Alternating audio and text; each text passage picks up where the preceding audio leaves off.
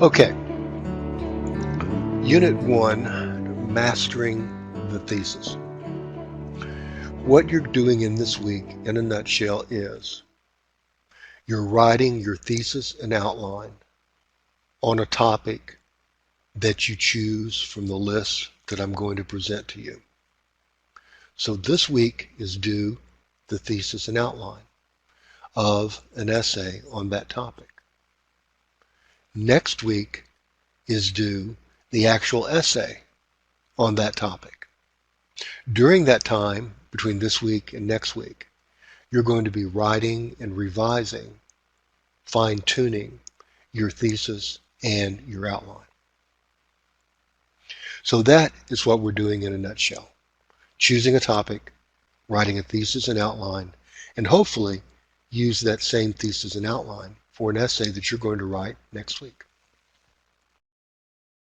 Okay, to prepare for writing this essay next week, this week you're going to engage in what is called pre-writing. Pre-writing is everything you do to get ready to write. And it is where most student writers go wrong.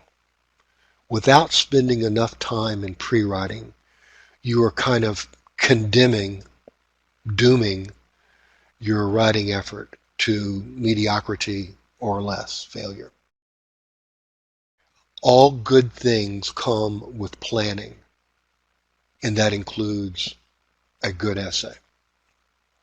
So let's talk about some of the things that I want you to pay particular attention to during this pre-writing stage. One of the most important goals of your pre-writing is something that you're going to do before you write any academic essay, and that is indeed what we're practicing in this course. You're practicing the academic essay. You're not reading literature. You're not writing narrative short stories. You're not writing poetry. You're not discussing it. Your goal in this course is to learn how to do one thing and one thing only, and that is write the essays, the assignments that you will be given in future courses at the school. And that pre-writing of that essay, regardless of what course it's in, begins with this thing right here, your thesis statement. You may have heard it called other things: a controlling idea, a central focus, a main argument, your personal point of view, your slant. All of those words boil down to one thing and one thing only: the overall point that you're trying to make in your writing. You state that point in your thesis, which is a sentence in your introduction paragraph, and then you spend the rest of the essay trying to prove you're right. That is college academic writing in a nutshell. You state your position on the topic in the introduction as a thesis statement, and then you spend the rest of the essay proving you're right. Now, I want you to follow a particular formula when writing your essay. So let's take a look at that. Of course, step one is going to be to choose a topic. And as you can see, there are 10 different topics here. You do not have to use any of these 10 topics. You can choose any topic on which you have a strong opinion.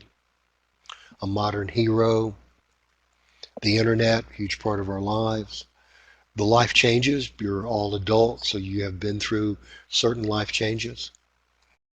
Self-employment versus selling yourself to the man. Elder care, we're probably all at an age where we're having to think about the care of our parents or maybe grandparents.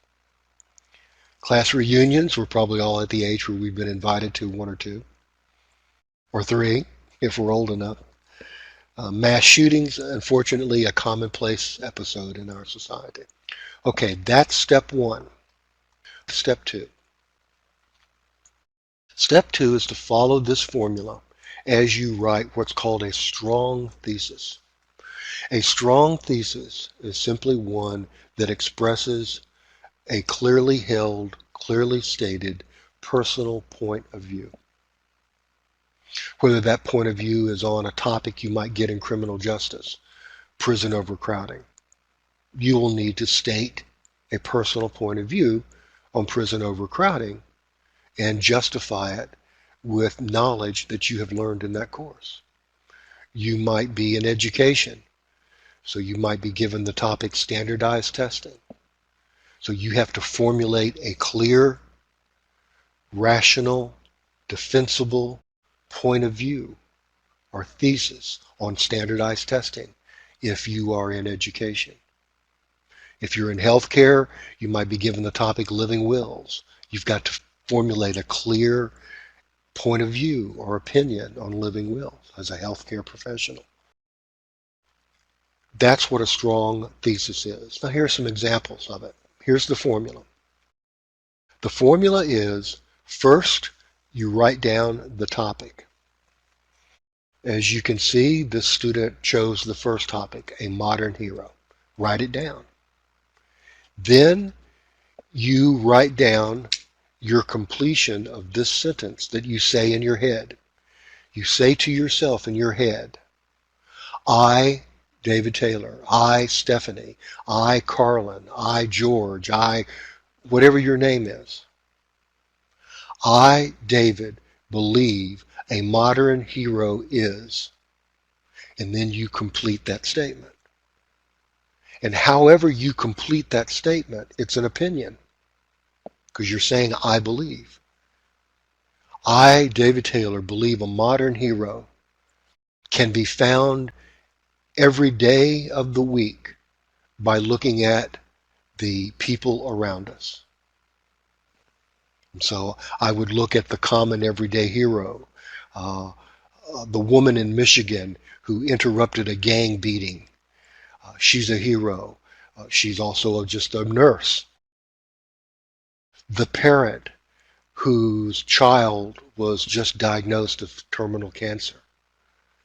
That parent, maybe that child, is a hero because now they have to struggle against fear and fight for their lives. So I think we can find examples of heroism all around us. That's my answer. That's my point of view. This student wrote a modern hero. So the student said, I, student so-and-so, believe a modern hero is, and she wrote Barack Obama. That's fine. Because remember, I teach composition. I do not teach political science, criminal justice, health, education, human resources, IT. I do not teach a subject. I teach a skill. And so I never care what your opinions are. You can have any opinion in this class you wish. This is an opinion-free zone. All I care about is you following the formulas that I'm going to give to you, and that you write in a clear, effective way, regardless of what your topic and opinion on that topic is. Now, the last part of the formula is you combine the words of the topic with the words of your opinion, and you get your thesis. So here you take the words about hero. America's most noted hero today is Barack Obama, the opinion. Or you can flip-flop it. If A equals B, B equals A. You can put the opinion first. Barack Obama is, now the words of the topic, America's most noted hero today, modern hero. You could have said Barack Obama is America's modern hero. You could have said America's modern hero is Barack Obama. Both of those are perfect thesis statements. So notice the following thing. A thesis statement is short, and a thesis statement is a complete sentence.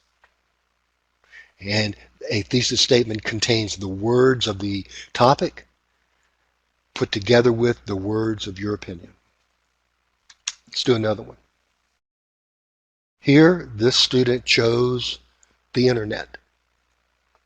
Then the student said, I, David Taylor, believe that the internet has revolutionized our relationships with each other. So now I would go and prove that in my essay. That's my opinion. This student wrote, I, a student, believe the internet is on balance not harmful. Okay. Another student could have said, I believe on balance the internet is harmful. It doesn't matter as long as you have an opinion. Then you combine the words of the topic with the words of the opinion. The internet, words of the topic, on balance, the opinion, is not harmful to our society. So that's the formula for the thesis. Write down the topic, write down your completion of the sentence, I believe the following about the topic, and then combine them together. Now, step number 3. Step number 3 is to test your thesis. In other words, to have a valid thesis, you must be able to defend it with at least 3 main points. If you can defend that thesis with at least 3 main points, it is a valid thesis. So let's take a look. The thesis is, today's modern hero is Barack Obama. Can you defend that with 3 distinct main points? Let's take a look. First, Barack Obama is a hero because he overcame childhood obstacles to achieve an education. Second, Barack Obama is a hero because he faces racial hatred every day. Third, Barack Obama is a hero because he won the battle for the Affordable Health Care Act. Okay. This student has just proven that she has a legitimate thesis statement because it can be supported by 3 different, distinct topic sentences. I want you to notice something else about those topic sentences. They all begin the same, except the number of the word changes. First, Barack Obama is a hero because. Second, Barack Obama is a hero because. Third, Barack Obama is a hero because. Notice how they all begin the same. They all contain the words of the topic, the words of the topic, hero, and the words of the opinion, Barack Obama. And they are all numbered, first, second, third. That's called the expository essay formula. It also happens to be the test of a valid thesis statement. And it also happens to be the beginning of an outline that you have to turn in. Remember, for every paper that you turn in this class, you must also turn in